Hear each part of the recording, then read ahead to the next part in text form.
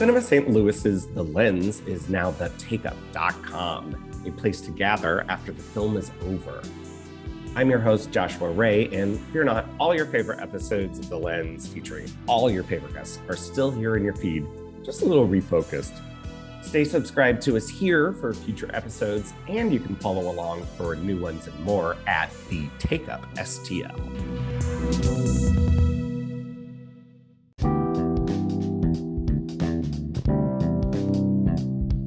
Hi, listeners. This is Joshua, your Lens host. Today, I am without Kayla and Andrew. They are here in spirit, but this is a special bonus episode about the 15th annual QFest St. Louis. I'm here with my co-programmer, Kate Lohr. We are without our fearless leader of Chris Clark. He is readying everything for the festival, but Kate and I are going to break down the main slate and our special events that we have going on, everything throughout April, and then our main slate at the Galleria 6 Cinemas, April 29th through May 5th. So enjoy a very loose half hour where Kate and I break down everything QFest St. Louis 2022.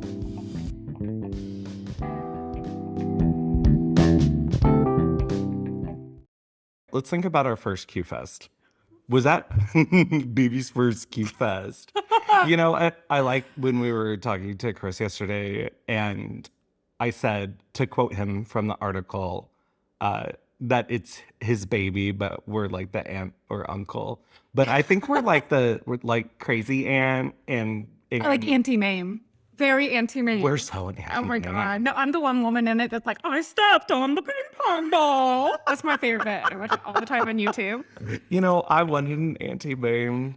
Oh, I wanted an Auntie Mame. But as it turns out, I wanted to be Auntie Mame. Yeah, manifest it. You are Auntie Mame. You are Auntie Mame. But if you want to be anyone, I guess you do want to be Rosalind Russell in any form or fashion. That's true, especially when she's wearing that beautiful eyeball sweater from the women. I think about that all the time. That's how we know I'm gay. Is that we both? The Yes, reason we both know we're yes. gay is because we think about Rosalind Russell too much. That's right. Oh, God. Well, so my first was when we did Knife Plus Heart, right?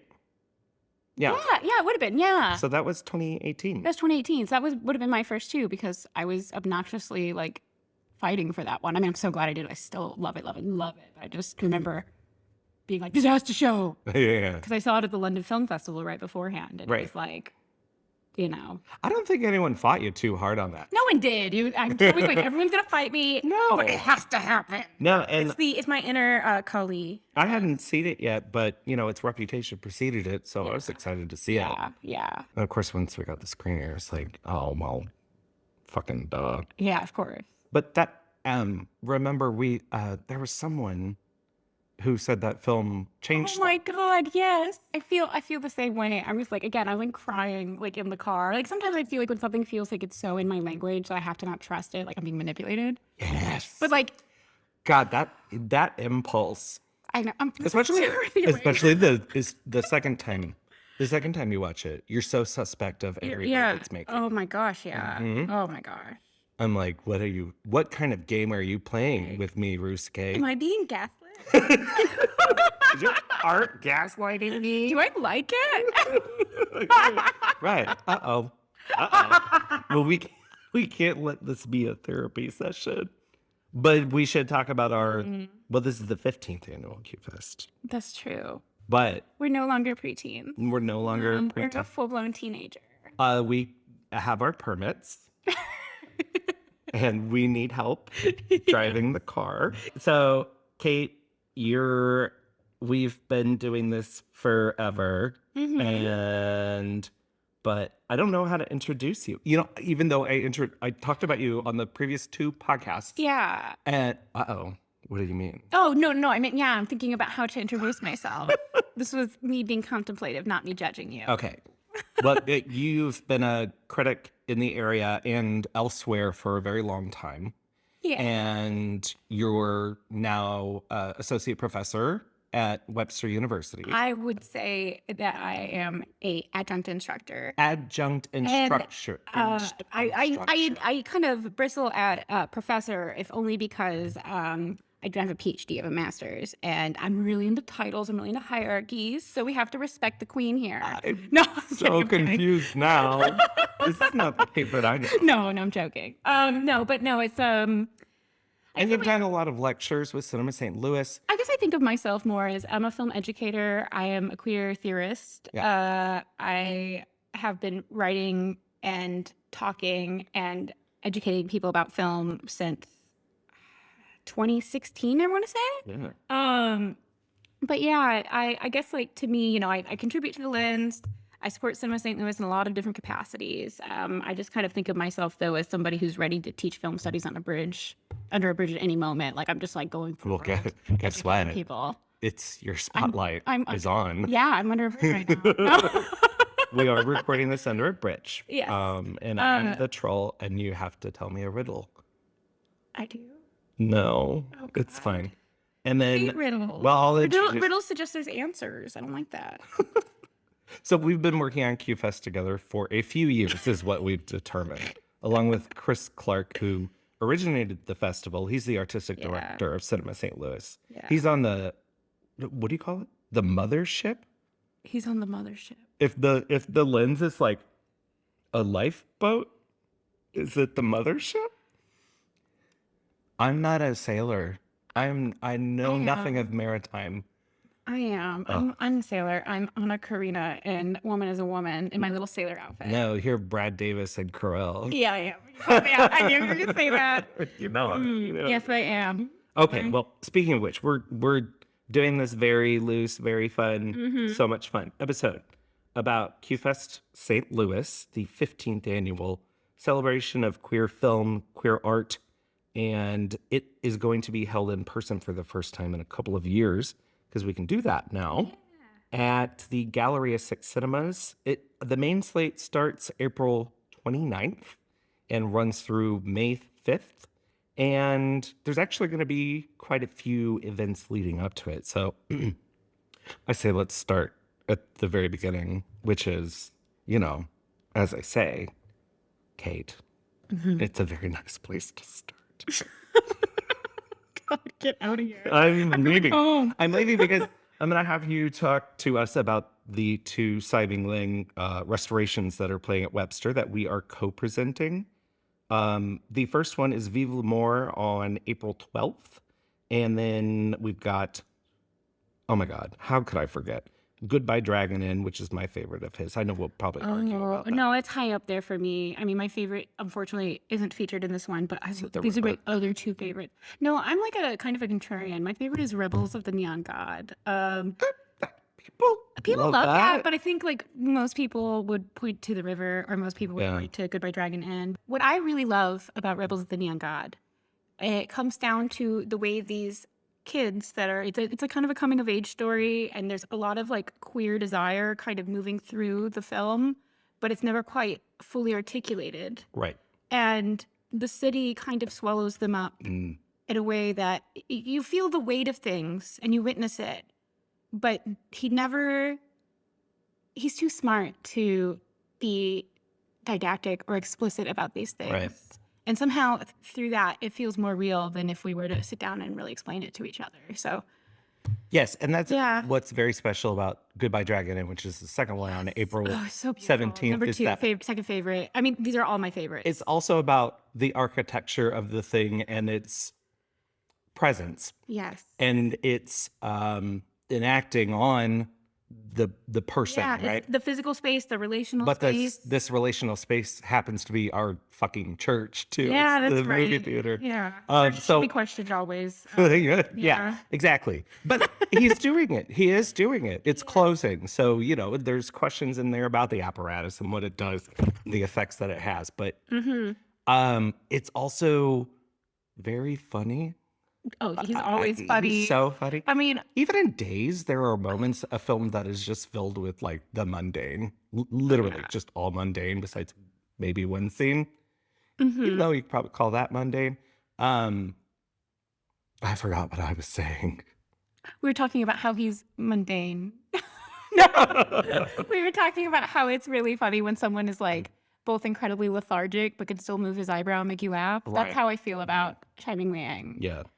So that's April 12th, Vive l'Amour, which we didn't talk about, which is Also so good. isn't it sort of a spiritual sibling to Rebels of the Neon God? It certainly is. I mean, honestly, I haven't seen that one in even longer than Rebels, so I'm really excited to re-meet it. But I think And it's a new restoration it's too. a new restoration, and I feel like it's gonna be one of those experiences for me. I mean, I shouldn't project. I shouldn't expect anything. I mean, I just said I'm against like being too didactic about stuff, but like, As we record a podcast. yeah, that's right.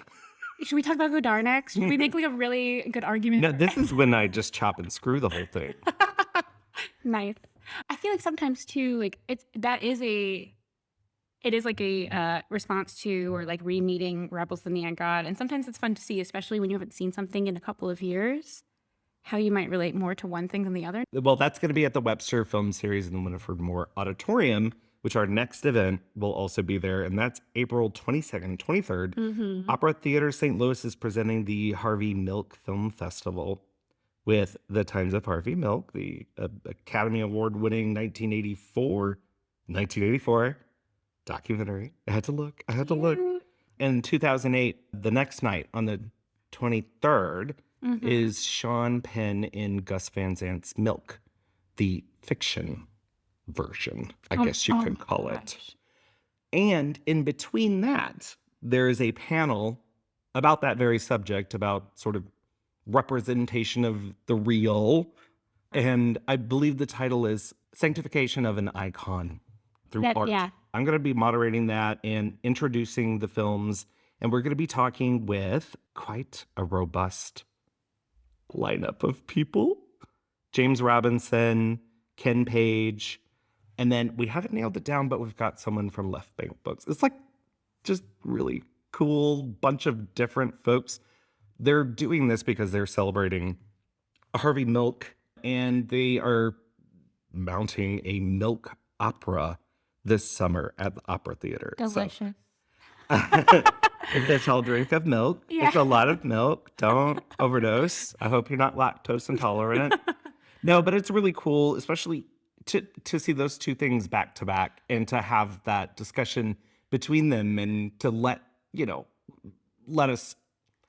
them inform each other Yeah. and see what their relationship is. And like, I don't know if we want to jump right into this, but I really love the way I think this program feeds into what I see this iteration of QFest being about. Mm-hmm.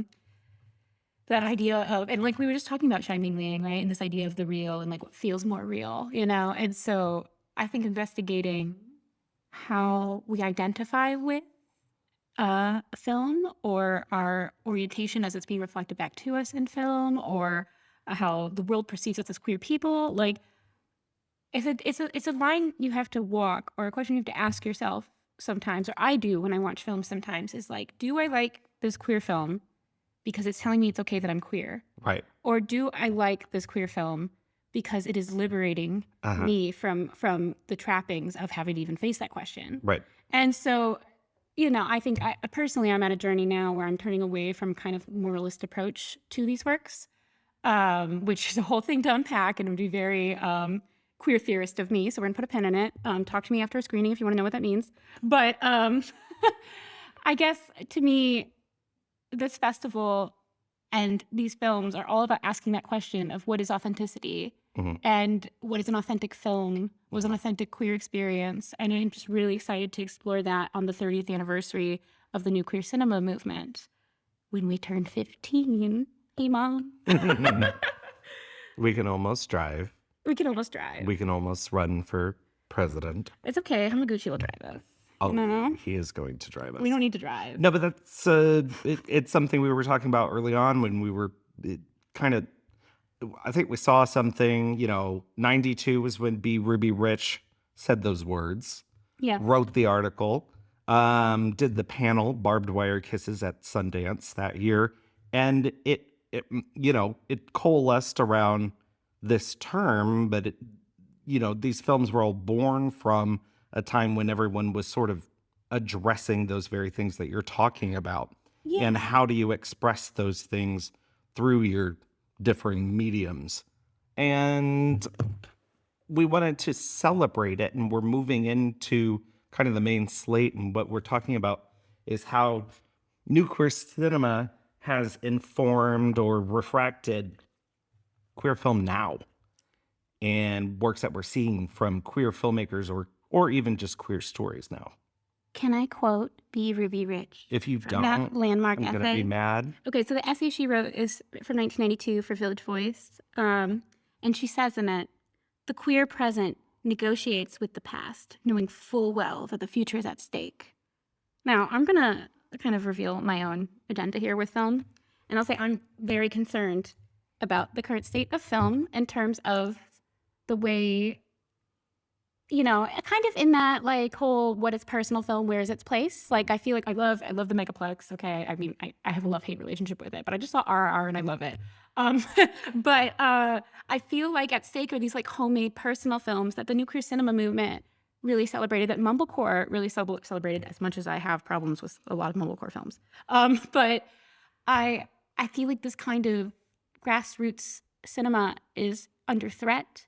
And I'm so excited that I think we have a number of films this year at the festival that celebrate that movement, and that we're trying our best to put a spotlight on things that aren't going to necessarily make it to Netflix. And that makes them all the more special and all the more important that you see them. Yeah, there's a few that we're showing that you cannot see elsewhere. So it's important that you come. It is so important that you come. And not just for, and like, not to keep like drumming this up, but I also think the threat of queer space is a physical space. We talked about architecture, we talked about Shining Liang.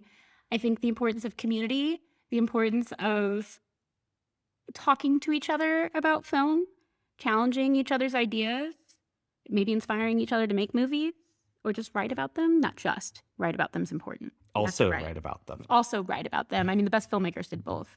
So I don't know. To me, this is a really special year to me. I'm so excited to be able to really put a spotlight on films like Cut, and we're all going to the World's Fair in particular. But we can get to that in a little bit. We'll get to that one.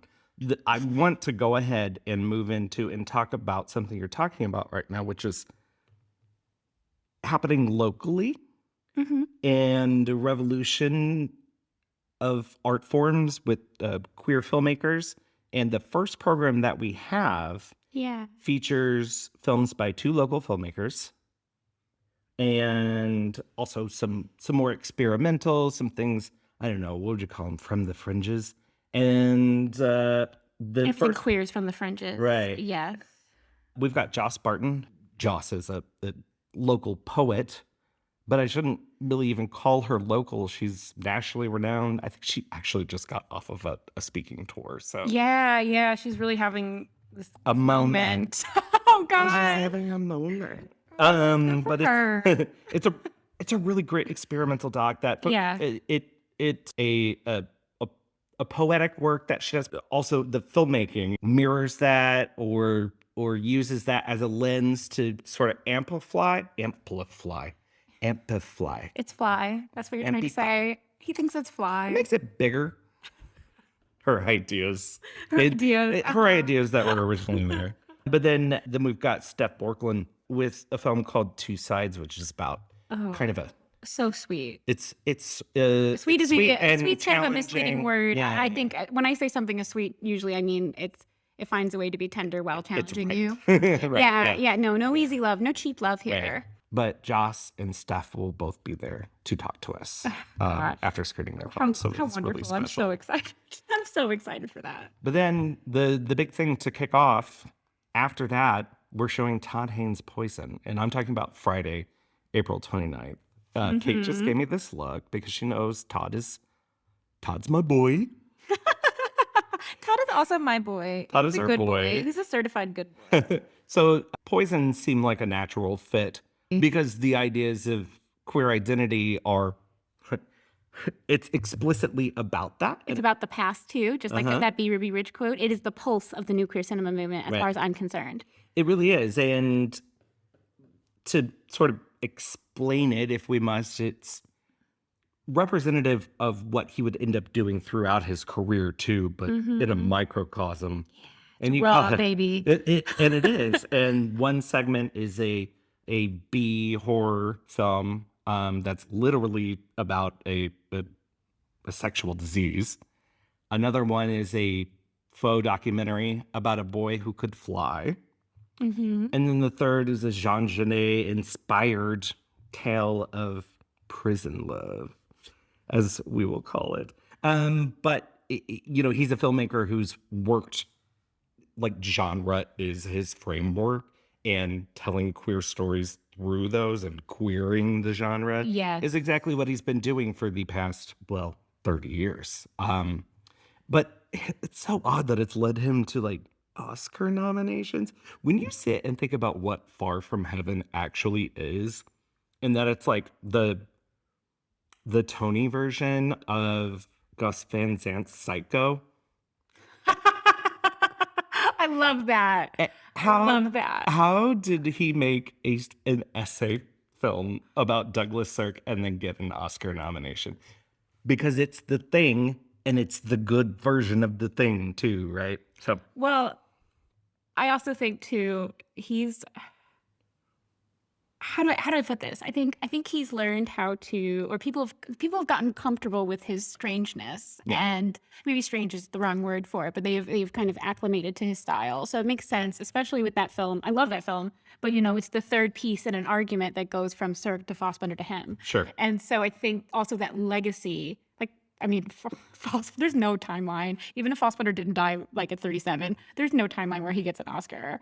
But you don't think so? You don't think he was on that track? I think something like Lily Marlene, even though it looks like it was made with cocaine. He wants it so bad, but if he had it, he'd throw it away. I don't think he'd show up, and I think he'd reject it.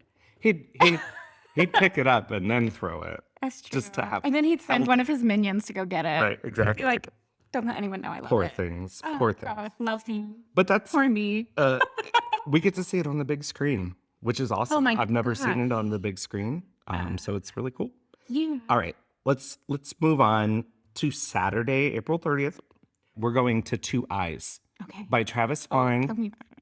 Two Eyes is 3 stories from 3 timelines, kind of like Poison, that are about the people finding their freedoms, queer people finding their freedoms. And it's a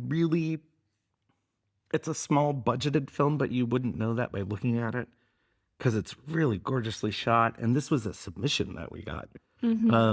So we got it late in the game, and we're happy to be showing it. That's our first one. Then we'll move into Mama Bears, which is a documentary about a group of reformed conservative mothers who support their queer children. And it's one of those inspirational documentaries that still questions the thing, and questions the lineage of these people. And I think it's really special. What I'm hoping from having an afternoon slot is that some queer kids beg their parents to come with them. And I just want to see that transformative act happen. I'll pick you up, queer kids. I'm Auntie Maeve. Yeah. And then we're going to do Sirens, which is coming straight from True False. Oh, yes. Now, Sirens. I loved it. I loved it too. I loved it so much. I hate having a great time, but I didn't even care. I was just like, this is amazing. I love this so much. And talk about like grassroots. Like, I mean, they're these girls, they're in a thrash metal band, and they're coming out of Beirut and facing a lot of cultural pressures that are universal, but also specific to the country that they're from.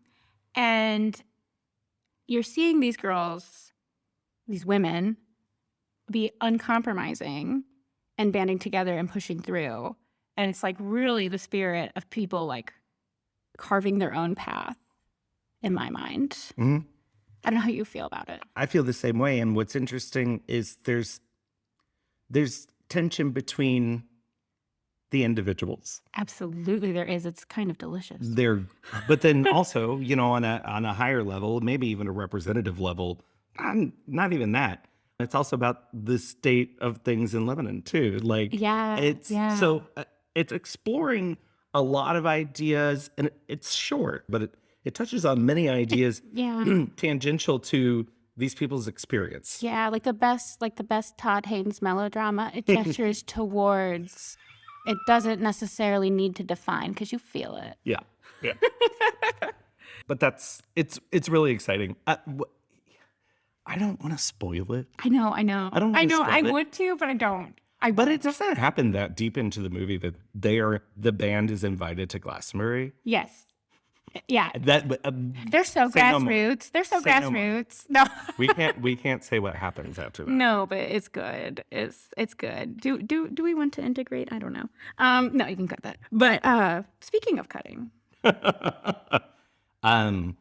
tell film us called about Cut. Cut. Josh. Cut is a meta comedy. It has a really great slot. It's the later Saturday night slot. Mm-hmm. So it is in the spirit of underground queer film from late 60s through, I'd point it up to early 80s. And I keep describing it this way, as a lost early Pedro Almodovar remaking Dario Argento's Tenebrae, but also like Paul Morrissey did it, produced it or something. I really hope our listeners are wiping tears from their eyes like I am, because this sounds like the most beautiful dream I never had. It has this dry, mordant humor to it that you will instantly recognize, and if you are a fan of Pedro's, I think you'll really respond to it. We're talking about slashers. We're talking about a black-gloved killer. We're talking about singing drag queens. What else are we talking about? Yeah, it's kind of like if you saw Knife Plus Heart. Now, they're different sides of a similar coin. I feel like this is really picking up from our first QFest. Oh my god. So cute. Knife Plus Heart is like the operatic version. Yeah, of this. I would say so. This is the notoriously very bad band of teenage girls. Come on. The Shags. The Shags. You're talking about the Shags. It's the Shags. It's the Shags. Okay. All right. Way to like make me sound not punk. I love the operatic prissy shit. He loves the Shags. Yeah, which is funny. Typically the shit would be Actually, it's reversed. reversed. Typically, I'm like, I don't know. This isn't fussy enough for me. All right. Like, let it die in the dirt. I'll love it if it dies in the dirt. But we have to introduce a special guest now. So that Saturday night, starting at 7 at the Handle Bar on Manchester, Playtime, the monthly queer dance party thrown by DJ Tilda Swinton. Like, film fans, you have a DJ in town called Tilda Swinton, and he doesn't know that's how she won her Oscar. He didn't know when he picked that name. He did Look, through his intuitive knowledge. intuitive knowledge. He's a genius. Hadn't seen Michael Clayton yet, but he is here. Hi, DJ Tilda Swinton. Hi, sense memory. That's Yes. how I knew. That's exactly it.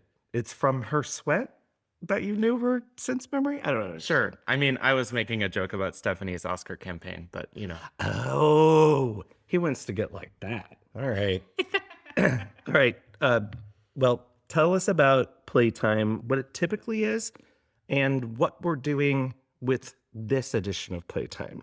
Sure. So Playtime in general is a, as you said, monthly queer dance party held at Handlebar that in general you can expect house, disco, pop, electro, and everything in between. It's a great time to come have some drinks and dance. That's the main focus. This time, the theme is Poison, named after Todd Haynes' film, and you can expect queer house classics, queer underground dance music, new pop gay classics, and sort of all the points in between those things. The short answer is come ready to dance.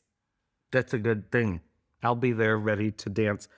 Maybe. So one of the things that we're doing, well, because, I'm kind of working too. I'm gonna be working the room, so you can come and You meet. can do both. You can come and meet the Lens podcast hosts, and I'm getting the other two there too. By the way, they will have It's to. gonna be great. And but anyway, so the Cinema St. Louis folks will be there. Tilda Swinton has graciously throwing us a party celebrating New Queer Cinema and QFest. And with that, we're going to be doing some contests, one of which is going to be a best dressed costume, not costume, because it doesn't need to be a costume. It's not a costume. It's just best So dressed. fake, it's real, baby. Right. But is it camp? Don't even open that. Don't. I'm teaching a It's class too on late. it. Pandora's box is open. Is camp even real anymore? I don't know, but we're looking it straight in the eye. I will spoil. I have been looking for a hint. Mine is sort of a costume because I'm getting it from a film. And the hint is that I am looking for a very specific Jesus and Mary chain t-shirt. Fans of the Lens podcast will know exactly what I'm talking about. Anyway. So come in your best 90s club kid shit, queer shit, whatever you want to wear, really. But those who meet the theme are going to get entered into the contest. And we've got some fun prizes too, but we're all going to get very sweaty together. That's the plan. That's the plan. And we'll go into late into the evening, almost early morning. I bet that's exhausting, Tilda Swinton. Not till I get home, usually. Not until I get home. Okay. Well, thank you so much for coming by the Lens podcast studio. We're so happy to have you. And we'll see you April 30th. See you there. All right. So after you're done, recovering from playtime, we're going to move into Sunday. The Therapy is a very powerful and harrowing documentary about two people who decide to go through conversion therapy. Someone who's been in it for a very long time, someone who's sort of new to it. And one of them figures out that maybe it's not the best thing for them. And you sit in the rooms while they're doing the thing. So it's definitely a warning to everyone that it is extremely harrowing to be in the rooms with them. But for those of you who could process something like that, it's enlightening exactly what steps are taken to try and, as they call it, cleanse these people. Maybe a little bit more inspirational is the unabridged Mrs. Vera's Daybook. This is about a couple who were artists in San Francisco, beginning of the AIDS crisis, and their activism throughout the time. And the cool thing about this is not only is it an inspirational documentary, very informative documentary, but we have the filmmaker Robert James is going to be here. He's from Decatur, but he's coming here for the, quote unquote, local premiere. So that is going to be a very great event. Then, speaking of great, do you like that transition? I love that transition. We've got Great Freedom, which is a holdover from Slit. And people saw it there and loved it so much. Early on when we were programming, we thought, maybe we should bring that back. And we're doing it. That stars Franz Rogowski, which is... How many films has he made with Christian Petzold? Oh, I don't know. Maybe only 2. I was going to say 3, but it might be 2. It might just be 2. Anyway, He's so good. fucking everywhere. He's in everything that, I should say everything that I love, but he's in so many good things, and he's always good in them. And he was in Terrence Malick's last film by the name of... There are people yelling at me right now. Oh, yeah, I know. What is it? What was the name of that? It's not the... Is it called Great Freedom? No, it's not called Great Freedom. Thin Red Freedom? You're You're going to be so mad when you hear it. Oh, my God. It's called A Hidden Life. We could have gone for 2 hours guessing, and we would not have gotten that. And it was right there. Okay. And then after that, a primetime spot, we've got A Nice in Love. Okay. I would describe it. You're going to hate this. Oh, do it. The worst person in the world meets Carol. No. No, I don't want to love the worst person in the world. I love Carol. I think you're going to like it. I think you're going to like it because it's about, you know what else it kind of reminds me of? something I like. Francis Ha. That's something I'm so borderline on, but I'm triggered. I think you're going to be okay. We'll see how I feel. So that's going to be playing Sunday night. Moving to Monday, we have Rebel Dykes. Tell us about Rebel Dykes. Rebel Dykes, I mean, honestly, I think it's probably one of the closest films to the new queer cinema movement in terms of tone, especially because it's pulling from 80s post-punk London and really exploring that culture. We have like a lot of animation, like kind of like a mashup of like archival footage. They explore all different spaces in which these quote unquote Rebel Dykes would have existed in, or did exist in, would have. I feel like Rebel Dykes kind of explores the architecture of the culture of that time. And the history of of that time. I think it's a great ride. So speaking of ride, are you mad that No, I love this. We make poetry. We have such a rare thing happening. We have one of Ryusuke Hamaguchi's first films, The Depths, which has been shown stateside a handful of times. We're talking at Harvard Film Archives, the Metrograph in New York City, and I think maybe UCLA. I don't remember. And it showed online a few years ago through Grasshopper's streaming service. Anyway, this is me leading up to say, we have it here at QFest St. Louis. So to describe it, it is very much in line with Drive My Car, Asuka 1 and 2, and what am I forgetting? Oh, Happy Hour. In that it's a very contemplative, but it's also a queer thriller. It is about a photographer who finds out that he's got many cups of tea, and I love that for him, and I love that for me. Like in the glass or like being spilled on the floor? There's a lot of spill. They do spill. They do spill. It is very Hamaguchi, but maybe not if you're familiar. The thriller aspect of it is pronounced and almost immediately. So it might throw you for a loop, but it's... meet him in a new way. Meet him in a new way. You didn't know he had this dangerous edge, but he does, baby. That's going to be showing Monday. And then let's move into Tuesday. We've got one of our queer shorts program that's outside the comfort zone. I would call this the edgy, cute ones. It's the one for me. Yeah, it is. It's the ones that are very funny, the sort of transgressive ones. I think people are really going to like this one, especially if they love our first queer shorts program too. And then that night we have a second showing of Anise in Love, which it's worth it. And then let's move into Wednesday. More subdued shorts program called Personal Connections, which is about... This is so stupid. It's about personal connections. That's what I was going to say. I hate myself. Oh my gosh, no. But you just titled it really well. I just titled it really well. Yeah. Yeah, but it's sort of clandestine meetings, what other kinds of meetings? Meeting your own boundaries. Meeting your own boundaries. That one hit me hard. Yes. Guess which one? You'll find out if you go. There's a cat. Now, Kate, very near and dear to your heart that evening, that Wednesday evening, is we're all going to the World's Fair.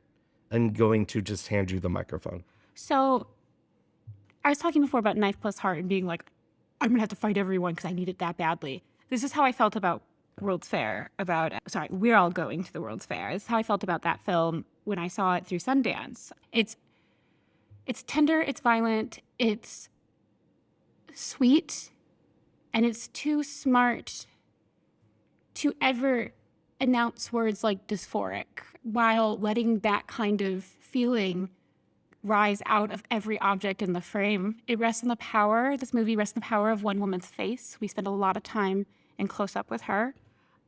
It is very much a meditation on internet culture. I don't think I have seen someone get internet culture right like this since Swanberg's LOL. Like, that might sound weird, but if you see it, you'll get it. Like, and in the same way that we move back to not melodrama, in the same way that it makes me think of Mumblecore, that Swanberg film, it really makes me think about where I want to see films going, where I think films should be right now. And that's homemade, that's handheld. It can be digital, but it's grassroots. I think this movie's going to play to the Midwest in a really powerful way. One of the most special films I've seen in years. Finally, I feel like someone is picking up that new queer cinema movement and bringing it into this new internet era, this new modernism, and really exploring how culture has shifted indirectly.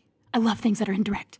So, but be a little more direct. Be a little more direct in your plot description. Okay. Because you're bearing I'm bearing the lead a little bit.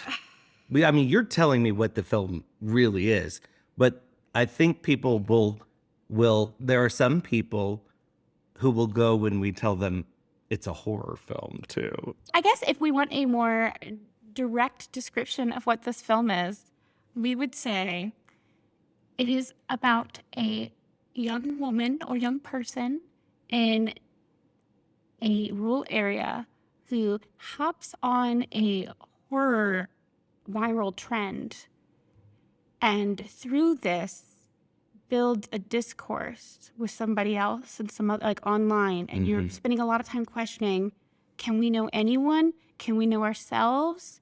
How do we grapple with our desires to be intimately connected, but also to resist defining anything? So it has the same seeds as Kurosawa's Pulse. It does in that way for sure. Yes, I see exactly what you're saying. I think a lot of people I've talked to are very excited to see it. And people who have seen it, who saw it virtually at Sundance, which is the only way it was available to see it. And that's how I originally saw it too. People who've seen it before have already bought their tickets so that they can see it with people. Yeah, it's kind of like, let's all be alone together, you know? Together. So the final day of QFest St. Louis, the 15th edition, the permit edition, we'll call it, is we're starting with our last queer shorts program. That's Family Matters. And one of the bits of the program is a film called Mumu Shelley. Oh, yeah. Which you're a big fan of. I was totally loving it. It is really kind of a charming thing. Yeah, I think one thing I love about it, no, it's encroaching on an hour. It's like a novella of a short film. Right. Okay. Yeah. And one thing that is really great about it is we have this woman, the filmmaker, who is a feminist and has been a feminist for several decades and making films about, feminism. And she kind of creates a dialogue between these two characters, a woman of her generation, and then a young woman who's very much this kind of Instagram, contemporary culture kind of person who advocates feminist ideals. Like maybe wouldn't even describe themselves as that, And so the two of them kind of talk about what it means to be a person in the world living through these ideals. But it's so funny. And the set is dressed amazing. I think about this apartment all the time. It is so good. It is visually so smart. I want to live in the space, but not with the two of them and not with what they're going through. I'll live with them in the space.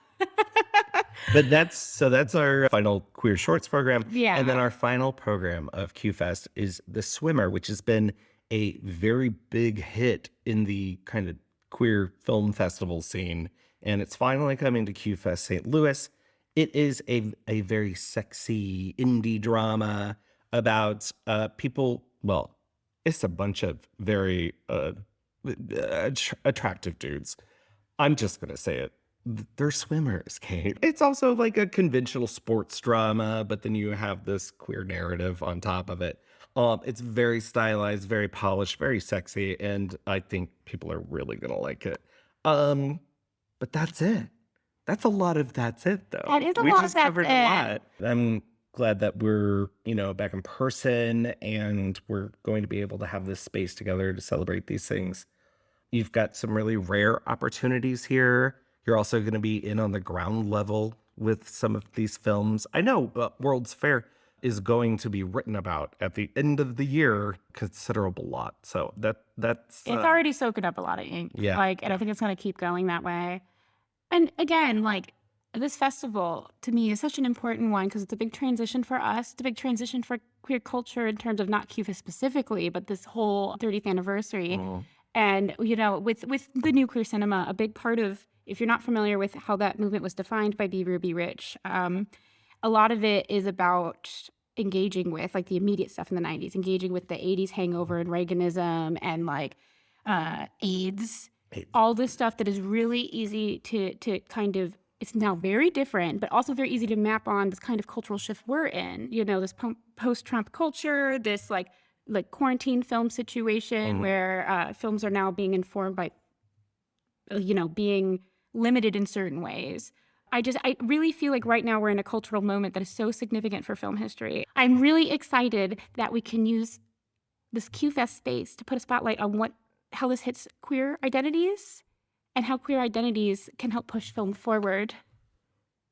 Will you read the Ruby Rich quote one more time to send us out? Yes, I will. Okay, let's get it out because I want to get it exactly right. The queer present negotiates with the past, knowing full well that the future is at stake. It's B. Ruby Rich, 1992. Here we are in 2022. We're doing it. I cannot wait to redefine film with you. All right. So that's going to be throughout April. We've got those special events, but the main slate's April 29th through May 5th at Galleria 6 Cinemas. Follow us at QFest STL, at STL Film Fest. We are Cinema St. Louis and QFest STL on Facebook. You can get tickets at cinemastlouis.org. Kate, where can people find you online? You can find me on Twitter at Kat, Katssuragi, Katsuragi, with 2 S's. Letterboxd? It is Pen Katsuragi. Somebody likes Neon Genesis Evangelion, and it is definitely me. I also like identifying directly with my heroes. And I'm Crispy Retinas, simply because my eyes are dry, on Twitter, Instagram, and what is the other thing? Letterboxd. No. Letterboxd. But we should also mention that you'll be back in exactly a week to talk about Wong Kar-wai's Happy Together. I will be back in a week to talk about Happy Together. I will be back in a week to talk about Happy Together with my favorite Lens people. It's going to be so much fun. We're going to have a lot of fun. Bye. Bye.